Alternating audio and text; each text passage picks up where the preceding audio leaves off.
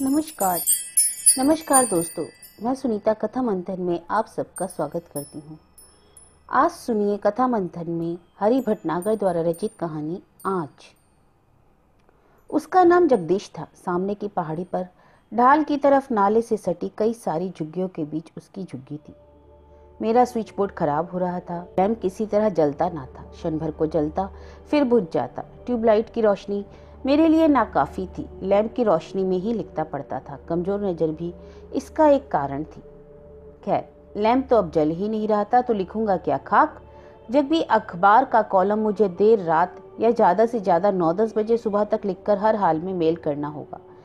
समय सीमा का मामला है और जीविका का आधार। कॉलम के अलावा दूसरा कोई हीला भी अपने पास नहीं है। सो परेशान हो उठा था मैं। तभी जगदीश का ध्यान आया, क्यों ना उसे बुला लाऊं। तो वह दुष्ट भारी नशेला बावजूद इसके काम जानता है। मिनटों में स्विच बोर्ड ठीक कर देगा। पहले भी कई सारे काम वह कर चुका है। अभी 10 दिन पहले मीटर के खराब हुए बोर्ड को उसने ठीक किया था और जो भी पैसा दिया था झुककर सलाम करता चला गया था। इस वक्त मैं उसकी झुग्गी को खोजता हुआ धीरे धीरे चल रहा था कि उसने मुझे खंबे की धुंधली लाइट में जैसे दूर से देख लिया हो। करारी आवाज जिसमें नशे का डांवा डोलपन था लगातार टटराता हटाता हाथ लहराने लगा, जैसे बतलाना चाह रहा हो कि साहब मैं यहाँ इस झुग्गी में रहता हूँ, कोई काम हो तो बताएं, मिनटों में चुटकी बजा के निपटा दूंगा। टटरा हटा कर वह बाहर निकल आया। झिझक कर रुक गया, जैसे आगे बोल रहा हो, लेकिन साहब काम तो मैं कर दूंगा, मगर पिछली दफा की तरह पैसे झंक के मत देना। उस दिन तो मैं पता नहीं क्या सोच के लौट आया था, पैसे जेब में डाल लिए, मगर दिमाग भारी गर्म था। शराब की दुकान पर तो और गर्म हो गया, जिसे मैं किसी तरह काबू नहीं कर पा रहा था। बार बार आपकी मैया बहन कर रहा था। 200 का काम और 50 रुपए, इसमें एक पाउच भी तो ढंग का नहीं मिल रहा था।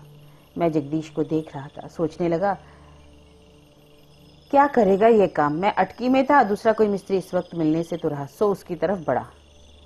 इस बीच जगदीश ने आगे बढ़कर मेरा हाथ पकड़ लिया। कंटीला लोहे की सरसी जैसा हाथ, क्या खाता है साला। यकायक मुझे एहसास हुआ कि हाथों में उसकी पकड़ सख्त हो गई। पूरी ताकत लगा कर भी हाथ छुड़ाना संभव नहीं। वह मुझे अपने तख्ते पर बैठलाना चाह रहा था, चाय पिलाने की खातिर। उसने मुझे अपनी तरफ खींचा। बचाव में मैं फिर कभी फुर्सत से बैठने की कहकर उसकी लोह पकड़ से छूट पाया और सुकून सा महसूस करने लगा। और इस वक्त तो मैं और सुकून सा महसूस करने लगा जब उसने अपनी इन्हीं सरसी जैसे पंजों से स्विच बोर्ड ठीक करके लैंप जला दिया। इसके पहले मेरा सुकून गायब था। जगदीश स्विच बोर्ड को पूरा खोल चुका था और लैंप किसी तरह जल ही नहीं रहा था, करंट भी ही नहीं था। काफी देर तक स्विच बोर्ड से उलझता रहा। उसने सारे पॉइंट खोल डाले थे। टेस्टर से बार बार करंट की जांच करता और करंट था कि पूरी तरह नदारद। इस चक्कर में वह कई बार मीटर के बोर्ड को देख आया। मामला सुलझता ना था। आखिर में उसने एक नया स्विच बोर्ड फिट किया तो उसके छोटे से अगड़म बगड़म सामानों से भरे झोले में ठसा था। उसने पॉइंट के तारों को अदला बदला कि करंट आ गया। लैंप जल उठा। मैंने राहत की सांस ली और जैसा कि पहले कहा, सुकून सा महसूस किया। लेकिन यह सुकून पूरी तरह का नहीं था। गायब हो गया जब उसने पैसे लेने से इनकार कर दिया। 50 के नोट को तो वह कूड़ा कह रहा था और बड़बड़ाने लगा कि एक तो काम कर दिया, उस पर पैसे दे रहे हैं जैसे कि मैं भीख मांग रहा हूँ। कहीं दूसरी जगह काम किया होता तो 100-150 तो मिल ही जाते, और यह 50 रुपये। मैं क्या बेवकूफ हूँ? मेरे काम की क्या कोई वैल्यू नहीं है? अभी लैपटॉप खराब हो जाता तो ऑपरेटर 500 खींच लेता, आप खुश होकर दे दे, लेकिन मुझे। उसने नोट मेरे सामने फेंक दिया, जैसे गाली देता कह रहा हो कि नहीं चाहिए। कितना गंदा आदमी है, बेअदबी पर उतर है। बावजूद इसके कि मैं सहज रहा, शांत भाव से पूछा, कितने चाहिए भैया? कितने चाहिए भैया, जैसे कुछ आप जानते नहीं। उसने मुझे कठोर निगाहों से देखा। आंखों में नशे की लालिमा थी। बाल लटों की शक्ल में धूल पसीने से भरे, नाक लंबी और मस्सों से भरी, मूछें गीली टूटी छतरी जैसी। मिचमिची आंखों का पानी रिस रिस कर ठहर गया। कमीज के बटन नदारद, छाती चौपट खुली हुई, छाती के सफेद काले बाल कटीली झाड़ी की तरह गुत्थम गुत्थ थे। उसकी यह धज देख मैं दंग था। कितने चाहिए भैया, बताओ तो सही। अपने को गौर से देखे जाने पर मेरी नकल बनाता, दोनों हाथों को मत्थे पर मारता, बिफर सा पड़ा। 50 रुपये होते हैं इस काम के भैया, जरा बताइए तो और कितने दूं? मैंने सख्त आवाज में अकड़ कर बोला। 100 तो दीजिए। वह थोड़ा ढीला हो गया। 100 नागवार से गुजरती उसकी बात पर मैं जोर से बोल पड़ा। 100 रुपए तो किसी कीमत पर नहीं दे सकता भैया, यह तो बेईमानी है। बेईमानी? काम सुलझा देना बेईमानी होता है? वह गर्दन हिलाता हुआ बोला, अगर मैं काम करने से पहले पैसा बता देता तो आप ना चाहते हुए भी ना देते। जब सौदा तय नहीं हुआ तो सही मेहनताना देने से कतरा रहे हो। यही बात तो बुरी लगती है आप लोगों की। क्या क्या हम सब लोग बेईमान हैं? तुम लोगों का पैसा मार लेते हैं? मेरे को बहुत गुस्सा आ गया। इसमें गर्म होने की क्या बात है साहब? जो बात सच है तो उसे मंजूर क्यों नहीं करते? हम लोग तुम लोगों का हक मारते हैं? मैं उसके मन की पूरी बात जान लेना चाहता था। जी, आप लोग हम लोगों का हक मारते हैं। अभी अभी आप मेरा मेहनताना मार रहे हैं, उस पर आंखें दिखला रहे हैं। मैं आंख दिखला रहा हूँ कि तू? मेरी शालीनता अब जवाब देती जा रही थी। पूरे पैसे नहीं मिलेंगे तो आंख दिखाना कहाँ का जुर्म हुआ बाबूजी? 100 रुपए तो मैं दूंगा नहीं। तुझे लेना हो तो ले, नहीं तो फुट यहाँ से। ठीक है साहब, जाता हूँ, लेकिन जान लीजिए। हाँ, जान लिया। तेरी भपकी से मैं डरने वाला नहीं हूँ। किसी से भी पूछ ले, इस झटल्ली काम के कितने पैसे होते हैं। झटल्ली है मेरा काम? आग की तरह जलता हुआ वह मेरे सामने तनकर खड़ा हो गया। गहरी गहरी सांसें लेता, आंखें उसकी लाल और चेहरा गुस्से से तमतमा उठा। मुट्ठियां भिज गई। ना चाहते हुए भी मुंह से गाली निकल गई। पीछे हटने पर हेटी होती, इसलिए मैं भी तनता हुआ जोरों से बोला, झटल्ली काम नहीं तो और क्या? कौन सा ट्रांसफार्मर ठीक कर दिया तूने? झोला जमीन पर पटकता सा मुट्ठियां टकराता, तड़क कर गर्दन हिलाता बोला, काम होता है साहब, लैंप हो या ट्रांसफार्मर। काम को गाली देना बहुत ही गंदी बात है। और फिर काम झटल्ली था तो क्यों आए मेरे पास? झुग्गी में बैठे रहते अपने घर में, तब तो दौड़े चले आए। ठीक है यार। जब मैं शर्मिंदगी के लहजे में थोड़ा नरम हुआ तो वह भी अफसोस से सिर हिलाता हुआ बोला, 40 साल हो गए काम करते हुए। मेरे काम की, हुनर की सभी तारीफ करते हैं बाबूजी। आज तक किसी ने ऐसा कचरा नहीं डाला जैसे आपने। अपनी गलती मानने पर भी यह कमीन सिर पर चढ़ा जा रहा है। मेरा पारा यकायक फिर चढ़ गया। फिर बोला, कौन सा कचरा डाल दिया? जब मैं मान रहा हूं कि गलती हो गई, फिर काहे को तूल दे रहा है? थोड़ा रुककर हाथ हिलाता आगे बोला, हाँ, झटल्ली ही तो काम है तेरा। जो करना है कर ले, मैं 1000 बार यही कहूंगा। उसके बदन पर जैसे आग डल गई, छचिया सा गया। वह विस्फारित आंखों से मुझे एकटक देखते हुए सिर हिलाने लगा, जैसे सोच रहा हो कि तेरा सोच बहुत ही गलीज है, समझाने से बात नहीं बनने वाली, तू उससे सुधरने वाला भी नहीं। तेरे साथ कुछ ऐसा करना होगा जिससे तेरी सारी हेकड़ी निकल जाए। थोड़ी देर के लिए तो वह कहीं खोस आ गया। यकायक उसने कुछ दृढ़ निश्चय किया। उसी भाव में सहसा उसने सिर झटका, अपने को संभाला और सीधा खड़ा हो गया, जैसे गेट खोलने के लिए कह रहा हो। उसका लहजा अब एकदम शांत था। जब मैंने गेट नहीं खोला तो झुककर उसने खटका हटाया और बाएं कंधे से हल्के से उसे ठेलता हुआ बाहर निकला और मिनटों में नजर से ओझल हो गया। मैं भयंकर गुस्से में था, बुदबुदाया, ठीक है, भाग जा, और उसे जलती निगाहों से देखता रहा।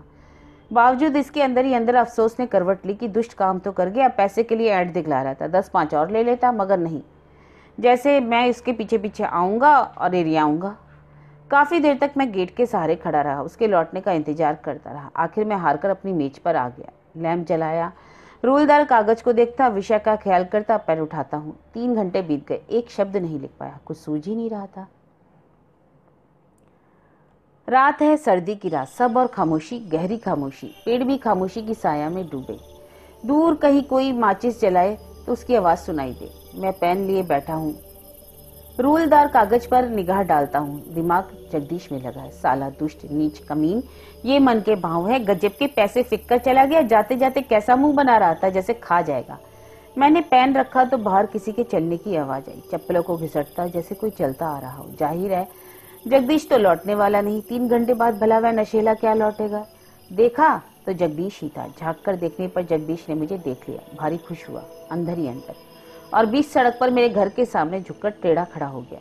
मैं कुर्सी से उठ खड़ा हुआ, घबराया। यह इतनी रात क्यों आया? पैसा चाहता है क्या? लेकिन पैसे के लिए आवाज देनी चाहिए, गेट पर खटखट करना चाहिए।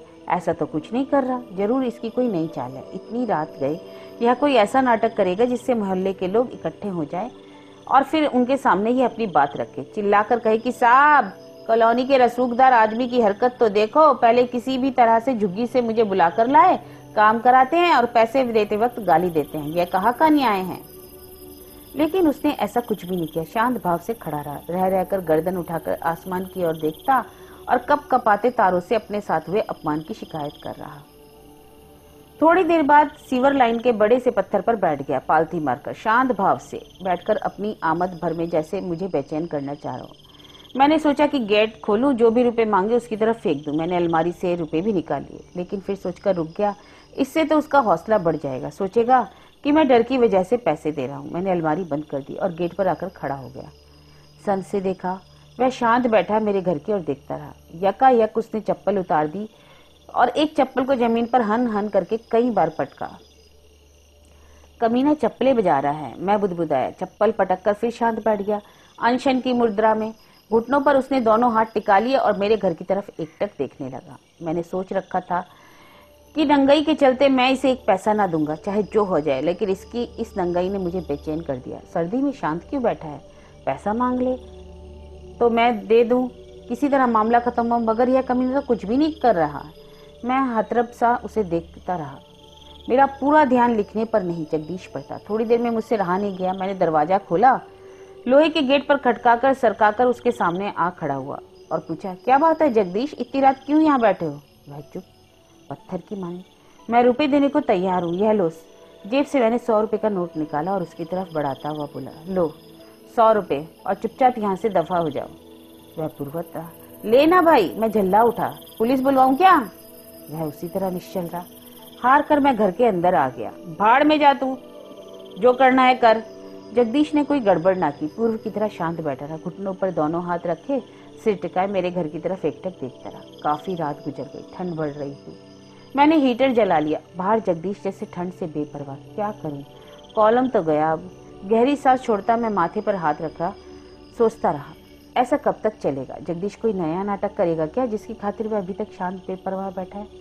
किंतु जगदीश ने कोई नया नाटक नहीं किया। ठंड बढ़ने पर उसने आसमान की ओर देखा, जैसे तारों से कह रहा है कि तुम तो शायद नहीं, लेकिन मैं जरूर ठंड को टक्कर दे सकता हूँ। इस ख्याल के चलते कूड़े के ढेर से कागज पन्नियों को इकट्ठा किया, उसमें माचिस की कड़ी दिखलाई। थोड़ी देर में लपट उठने लगी, जो तारों को जाती लग रही थी, जिसे मैं वह बहुत ही प्यारी नजरों से देख रहा था।